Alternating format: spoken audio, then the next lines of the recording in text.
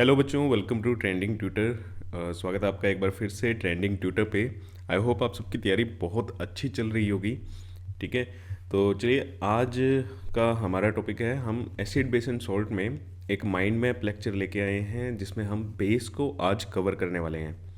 And I know आप लोगों की शिकायत होगी कि पिछले 3-4 दिनों से लेक्चर्स नहीं आ रहे हैं। उसका रीज़न ये है बेटा, मेरी तबीयत बहुत ज़्यादा ख़राब थी, मैं बोल भी नहीं पा रहा था, इसलिए लेक्चर्स नहीं आ रहे थे। मेरा ऑनलाइन और ऑफलाइन दोनों ही बंद पड़ा था। तो अभी रिकवरी हो रही है, तो धीरे धीरे आपके लेक्चर्स सारे आने लग जाएंगे आज से। और जो पीछे 4 दिन का लॉस हुआ है वो भी मैं जल्दी ही रिकवर कर दूंगा, उसकी आपको टेंशन लेने की ज़रूरत नहीं है। दिन में अगर 2 लेक्चर या 3 लेक्चर मुझे अपलोड करने पड़े तो मैं वो भी कर दूंगा। ठीक है, क्योंकि बोल ही नहीं पा रहा था तो इसलिए लेक्चर नहीं आ रहे थे। तो अब धीरे धीरे फिर से लेक्चर्स आने स्टार्ट होंगे और जो 4 दिन का आपका लॉस है वो मैं अच्छे से रिकवर कर दूंगा। ठीक है, तो उसकी टेंशन आप मत लेना। तो चलो आज हम बेस को एक ही स्लाइड में कवर कर लेते हैं। बेस में इतना ज़्यादा कुछ है नहीं है। ठीक है, सॉल्ट थोड़ा ज़्यादा बड़ा पोर्शन है, एसिड थोड़ा ज़्यादा बड़ा पोर्शन है। ठीक है बेटा, तो चलो देखते हैं। बेस की अगर हम बात करें तो बेस ऐसे सब्सटेंस होते हैं बेटा जिन्हें आप अगर टेस्ट करोगे या टच करोगे तो टेस्ट में वो थोड़े कड़वे लगेंगे, आपको बिटर टेस्ट होता है, और टच करने पे आपको थोड़े सोपी फील होंगे। सोपी इन द सेंस थोड़े चिकने से होते हैं, मुलायम होते हैं, सॉफ्ट होते हैं। ठीक है, जैसे आप कोलगेट को ले लो, वो अगर आप टच करते हो वो थोड़ी सोपी सी महफील होती है। ठीक है, और बेटर होती है टेस्ट में, तो वो क्या है, एक बेस है। ठीक है, बट ये कभी भी रिकमेंड नहीं किया जाता कि आप बेस को टच या टेस्ट करो। ये एक जर्नल है, क्योंकि कुछ चीज़ें ऐसी होती हैं जो एडिबल है, जिनको आप खा सकते हो, कुछ बेसिस ऐसे भी हैं। बट क्या सारे बेसिस ऐसे होते हैं? नहीं। तो आपको नहीं पता ना कि कंटेनर में कौन सा बेस है। अगर आप टच करते हो या टेस्ट करते हो तो बेस जो हैं वो कोरोसिव होते हैं नेचर में। ठीक है, यहाँ पे बिटर को हम काट देते हैं क्योंकि हमने वो ऊपर मेंशन कर दिया है। Base are corrosive. मैं येलो कलर से लिख देता हूँ यहाँ पे, base are corrosive in nature. वो कोरोसिव होते हैं, मीन्स वो आपकी स्किन को बर्न कर सकते हैं। ठीक है ना, जला सकते हैं। तो इसीलिए कभी भी रिकमेंड नहीं किया जाता कि आप किसी भी बेस को टच करो या टेस्ट करो। ओके बेटा, तो इस चीज़ का आप ध्यान रखना। नेक्स्ट क्या है, एक बेस एक केमिकल सब्सटेंस होता है जो एसिड को क्या कर देगा, न्यूट्रलाइज कर देगा। न्यूट्रलाइज करने का मतलब क्या है यहाँ पे, मीन्स अगर कोई आपने एक एसिड लिया है, अब उसका कुछ ना कुछ इफेक्ट होगा, वो अपना इफेक्ट शो करेगा। अगर आपको वो इफेक्ट ख़त्म करना है, वो इफेक्ट क्या करना है, ख़त्म करना है, तो उसके लिए आप क्या यूज़ कर सकते हो, बेस। बेस उसके इफेक्ट को नलीफाई कर देगा, उसके इफेक्ट को ख़त्म कर देगा। न्यूट्रलाइज कहने का मतलब यहाँ है भाई, समझ आया न्यूट्रलाइज कहने का मतलब क्या है? ओके, तो एसिड का अगर आपको इफेक्ट ख़त्म करना है तो आप वहाँ पे क्या यूज़ कर दो, बेस यूज़ कर दो। तो base is a chemical substance which can neutralize an acid. जैसे अगर आप, अब विंटर सीजन आ गए हैं, कुछ स्पाइसी फूड भी अगर आप खाते हो तो कई बार पेट में क्या हो जाती है, एसिडिटी हो जाती है, जलन महसूस होती है ना। तो वो क्यों होता है? क्योंकि आपने जैसे ही ज़्यादा स्पाइसी फूड खाया और आपके स्टमक में क्या हुआ, HCl ज़्यादा रिलीज़ होता है फिर, और HCl ज़्यादा रिलीज़ होगा तो क्या होता है, आपको एसिडिटी फील होती है। और उस एसिडिटी को ख़त्म करने के लिए, उस एसिडिटी का इफेक्ट ख़त्म करने के लिए आप क्या करते हो, आप इनो वगैरह लेते हो, है ना। उस इनो में क्या होता है, बेस होता है। इनो में क्या होता है, बेस होता है। तो जैसे ही आपके स्टमक में एसिड की अमाउंट बढ़ा, आपने ऊपर से क्या कंज्यूम कर लिया, बेस कंज्यूम कर लिया, और आपकी वो जो जलन थी वो थोड़ी सी कम हुई। ओके, तो ये इस चीज़ का मतलब होता है इफेक्ट को न्यूट्रलाइज करना। A base which is soluble in water is called an alkali. देखो, हर एक बेस सोल्यूबल नहीं होता वाटर में। ओके, हर एक बेस वाटर सोल्यूबल नहीं होता, बट कुछ बेस ऐसे होते हैं जो पानी में घुल जाते हैं, जो पानी में डिसोल्व हो जाते हैं। ऐसे बेसिस को हम बोलते हैं बेटा एल्कली। ऐसे बेसिस को क्या बोला जाता है, एल्कली बोला जाता है। नेक्स्ट, फिफ्थ पॉइंट, एक बेस एक ऐसा सब्सटेंस होता है जब हम उसको पानी में डिज़ोल्व करें तो वो हाइड्रोक्साइड आयन देता है, मीन्स OH माइनस। जैसे हमने एसिड पढ़ा था, एसिड H+ आयन्स देते थे, है ना। एसिड क्या देते थे? H+ आयन्स देते थे। बट बेस ऐसे सब्सटेंस होते हैं, अगर तुम उनको पानी में डिज़ोल्व करोगे तो पानी में डिज़ोल्व करने पे वो कौन से आयन देंगे? OH माइनस आयन देंगे। इसी को क्या कहा जाता है? ये किसने बताया था? ये आर्हीनियस ने बताया था। तो ये आर्हीनियस कॉन्सेप्ट ऑफ बेस है। और देखो यहाँ से ये आयन आ रहा है, ठीक है। आयन क्या होता है? आयन का मीन्स इस पर क्या है? चार्ज है। अगर ये चार्ज फ्लो करेगा तो इलेक्ट्रिसिटी बनेगी ना। चार्ज के फ्लो करने से ही क्या बनती है? इलेक्ट्रिसिटी बनती है। तो मीन्स एसिड भी क्या करते हैं? एसिड को अगर आप वाटर में डिसोल्व कर दोगे तो वो भी इलेक्ट्रिसिटी कंडक्ट कर पाएंगे, वो भी इलेक्ट्रिसिटी कंडक्ट कर पाएंगे। ठीक है बेटा, ओके। तो चीज़ें क्लियर हो रही हैं, बेस के बारे में सब कुछ आई गेस क्लियर है। सबसे इम्पोर्टेंट चीज़ आपके रिएक्शंस, जैसे एसिड में आपने बहुत सारी रिएक्शंस पढ़ी, बेस में आपकी इतनी ज़्यादा रिएक्शंस नहीं है, ठीक है।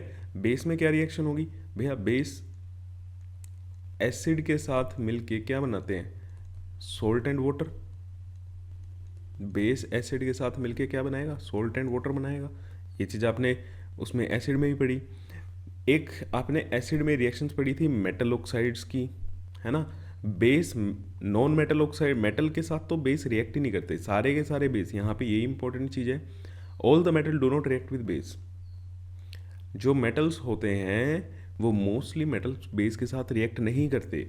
सिर्फ एम्फोटेरिक मेटल्स क्या करते हैं? बेस के साथ रिएक्ट करते हैं और सोल्ट एंड वाटर बनाते हैं। ओके, बेस मेटल के साथ रिएक्ट करेगा या नहीं करेगा इसको आप नहीं बता सकते। आपकी सिलेबस में भी यही है कि बेस सिर्फ उन मेटल्स के साथ रिएक्ट करते हैं जो मेटल्स क्या हो? एम्फोटेरिक हो। जो मेटल्स क्या हो? एम्फोटेरिक हो। जैसे आपके सामने मैंने ये रिएक्शन लिखी हुई है, NaOH आपका एक बेस है, Zn मेटल है, लेकिन ये मेटल कौन सा है? ये एम्फोटेरिक है। एम्फोटेरिक मेटल्स क्या होते हैं? एम्फोटेरिक मेटल्स ऐसे मेटल्स होते हैं बेटा जो एसिड के साथ भी रिएक्ट कर सकते हैं और जो बेस के साथ भी रिएक्ट कर सकते हैं। ठीक है, ओके। अब जैसे अगर आप रिएक्टिविटी सीरीज में देखोगे, अब रिएक्टिविटी सीरीज में कुछ बच्चे इस रिएक्शन को कंप्लीट ही नहीं करेंगे, कुछ बच्चे ना इस रिएक्शन को कंप्लीट ही नहीं करेंगे। क्यों? सर जिंक ना सोडियम को डिस्प्लेस नहीं कर पाएगा। अब इसमें ये पॉजिटिव ये नेगेटिव है। मेटल को क्या करेगा? डिस्प्लेस करेगा। डिस्प्लेसमेंट रिएक्शन यहाँ पे होगी, बट जिंक क्या है?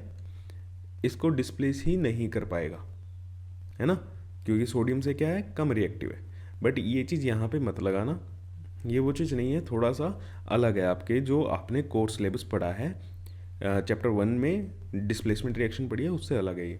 तो जिंक भी सोडियम से क्या करता है? रिएक्ट करता है। और यहाँ पे जो ये जिंक होता है जिसने डिस्प्लेस किया, ये यहाँ पे नेगेटिव आयन का पार्ट होता है। यहाँ पे अगर आप Na2ZnO2, इसका नाम मेरे को कमेंट करके बताना क्या है। इसमें अगर आप देखोगे तो ZnO2 -, ये जिंक जो है वो एक एनायन का पार्ट है, वो नेगेटिव आयन का पार्ट बनता है। ठीक है, वहाँ पे पॉजिटिव आयन डिस्प्लेसमेंट रिएक्शन में जो मेटल डिस्प्लेस करता है वो एक पॉजिटिव आयन का पार्ट बनता है। ओके, तो यहाँ पे ये नेगेटिव आयन का पार्ट बनता है। तो ये रिएक्शन होगी इस कंपाउंड का, इस सॉल्ट का नाम मेरे को कमेंट करके बताओ। और ऐसे ही एल्यूमिनियम के साथ भी एक रिएक्शन होगी। तो बेसिकली एम्फोटेरिक मेटल्स के साथ बेस रिएक्ट करेंगे, तो इसलिए आपकी यहाँ पे ज़्यादा रिएक्शन नहीं है। अब एम्फोटेरिक मेटल्स क्या होते हैं मैं आपके लिख देता हूँ, एम्फोटेरिक मेटल कौन से होते हैं। वैसे तो आप मेरे को कमेंट में लिख दो यार, एम्फोटेरिक मेटल आपको पता होगा अब तो, है ना। एम्फोटेरिक मेटल होते हैं आपका जैसे जिंक हो गया, एल्यूमिनियम हो गया, ये दो आपके सिलेबस में है। ओके, इसके अलावा टिन हो गया, लेड है, बेरिलियम है, इनके भी आप नाम याद रखना क्योंकि कई बार ऑप्शन में पूछे जा सकते हैं। तो आई होप क्लियर है ये सब, ठीक है। नेक्स्ट चीज़ थी बेस का, अगर आप टेस्ट करना चाहते हैं, अब हमने बात की थी कि भैया टच नहीं करना, टेस्ट नहीं करना, तो आप इन इंडिकेटर से बेस को क्या कर सकते हो? आइडेंटिफाई कर सकते हो कि कोई सब्सटेंस बेस है या नहीं है। जैसे लिटमस है, अगर आप बेस में डालोगे तो वो किस कलर का हो जाएगा, ब्लू कलर का हो जाएगा। टर्मरिक हल्दी को आप बेस में डालोगे तो वो कैसी हो जाएगी, रेड कलर की हो जाएगी। जैसे फॉर एग्जांपल अगर आपके वाइट कलर के कपड़े पे कोई हल्दी वगैरह गिर जाती है, हल्दी का दाग लग जाता है, तो आप उसको अगर सोप से रिमूव करोगे तो वो थोड़ा रेडिश सा नहीं हो जाता।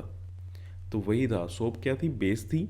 और टर्मरिक, जैसे ही आपने टर्मरिक पे बेस अप्लाई किया तो उसका कलर क्या हो गया, रेड हो गया। तो आपको ये पता चल गया कि सोप क्या थी, बेस की थी। क्योंकि टर्मरिक को रेड कौन करेगा, बेस ही करेगा।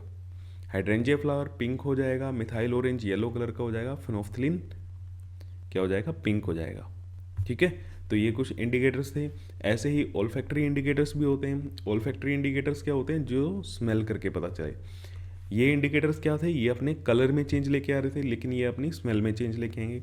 जैसे अनियन ऑर्डर क्लोथ स्ट्रिप है, अनियन में अब यहाँ पे अनियन की स्मेल आएगी, लेकिन जैसे ही आप इसको बेस में डालोगे वैसे ही स्मेल क्या हो जाएगी, ख़त्म हो जाएगी। वेनिला एसेंस की स्मेल भी ख़त्म हो जाएगी और क्लोव ऑयल की स्मेल भी क्या हो जाएगी, ख़त्म हो जाएगी। क्लियर है बेटा। तो ये सब चीज़ें थी। ये बेस के बारे में आपका, बेस में इतना ज़्यादा आपका बनता नहीं है। ओके, तो इन चीज़ों को ध्यान रखना। और ये मैं आपको क्लीन करके मैं आपको ये प्रोवाइड करा दूँगा, पीपीटी सॉरी पीडीएफ में आपको बिल्कुल क्लीन, जहाँ पे ज़रूरत होगी सिर्फ वही चीज़ लिख के आपको मिलेगी, बाकी सब मैं क्लीन कर दूँगा। नेक्स्ट स्लाइड, इसके यूजेस देख लेते हैं बेस के। बेस कहाँ कहाँ पे यूज़ किया जाता है। जैसे फॉर एग्जांपल सोडियम हाइड्रोक्साइड जो है वो सोप की, पेपर, टेक्सटाइल इंडस्ट्री में एक सिंथेटिक फाइबर होता है जिसे बोलते हैं रेयन, उसकी मैन्युफैक्चरिंग में सोडियम हाइड्रोक्साइड का यूज़ किया जाता है। आपको यूजेस बहुत ज़्यादा ध्यान रखने हैं क्योंकि यहाँ से ये बहुत इंपॉर्टेंट है। ठीक है, डायरेक्ट क्वेश्चन आता है आपका। कैल्शियम हाइड्रोक्साइड ब्लीचिंग पाउडर बनाने में यूज़ किया जाता है। मैग्नीशियम हाइड्रोक्साइड एंटा एसिड की तरह काम करता है। एंटा एसिड क्या होते हैं बेटा, जो आपके, जैसे मैंने इनो का एग्जांपल लिया था ना, इनो, ठीक है, वो क्या है, एंटा एसिड की तरह ही काम कर रहा है। पेट में आपके जो कोई गड़बड़ी होती है उसके लिए जो आप गोली लेते हो वो क्या होता है, एंटा एसिड ही होता है। ठीक है, excess acid in stomach and cure indigestion, तो उसमें क्या होता है, मैग्नीशियम हाइड्रोक्साइड होता है। सोडियम कार्बोनेट वॉशिंग सोडा के लिए यूज़ करते हैं और हार्ड वाटर को सॉफ्ट करने के लिए इस्तेमाल किया जाता है। सोडियम बाइकार्बोनेट बेकिंग सोडा बनाने के लिए यूज़ किया जाता है। ठीक है, बेकिंग पाउडर बनाने के लिए यूज़ किया जाता है। अच्छा, बेकिंग सोडा और बेकिंग पाउडर में क्या डिफरेंस होता है, एक बार वो भी कमेंट करके बता दो। ठीक है, सोडा एसिड फायर एक्सटिंग्विशर में यूज़ किया जाता है। देखो पहले ना फायर एक्सटिंग्विशर के जो आपने सिलेंडर्स देखे हैं लाल कलर के, बिल्डिंग्स में होते हैं, उनमें क्या होता था, उनमें सोडियम बाइकार्बोनेट और एसिड होता था, सल्फ्यूरिक एसिड होता था। जैसे ही उनको कंप्रेस करते थे, जैसे ही उनको दबाते थे, तो ये आपस में मिक्स होकर कार्बन डाइऑक्साइड रिलीज करते थे। बट आज के जो फायर एक्सटिंग्विशर्स आते हैं, आज के फायर एक्सटिंग्विशर में डायरेक्टली क्या फिल होती है, कार्बन डाइऑक्साइड फिल होती है। आज के फायर एक्सटिंग्विशर्स जो हैं उसमें डायरेक्टली आपकी कार्बन डाइऑक्साइड ही फिल होती है। तो अगर क्वेश्चन आ जाए कि फायर एक्सटिंग्विशर में कौन सी गैस होती है, तो अब आप क्या बोलोगे, कार्बन डाइऑक्साइड गैस होती है। पहले सोडियम बाइकार्बोनेट और H2SO4 इसका मिक्सचर होता था, एक मतलब मिक्सचर नहीं होता था, ऊपर कुछ होता था, ऊपर बेस होता था, नीचे एसिड होता था, तो उसको कंप्रेस करते थे तब हमारी कार्बन डाइऑक्साइड रिलीज होती थी। बट अब डायरेक्टली कार्बन डाइऑक्साइड फिल की जाती है। ओके, तो आई होप आपको ये सब क्लियर है। तो चलो, ये आपका बेस कंप्लीट हो गया है। वीडियो को लाइक कर देना, शेयर कर देना और चैनल को सब्सक्राइब कर लेना बेटा। जो भी आपका 4 दिन का लॉस हुआ है वो मैं आपको रिकवर कर दूंगा, उसमें आपको कोई टेंशन नहीं लेनी है। बस तबीयत ठीक नहीं थी, अब रिकवरी हो रही है तो अब सब कुछ नॉर्मल हो जाएगा। Thank you.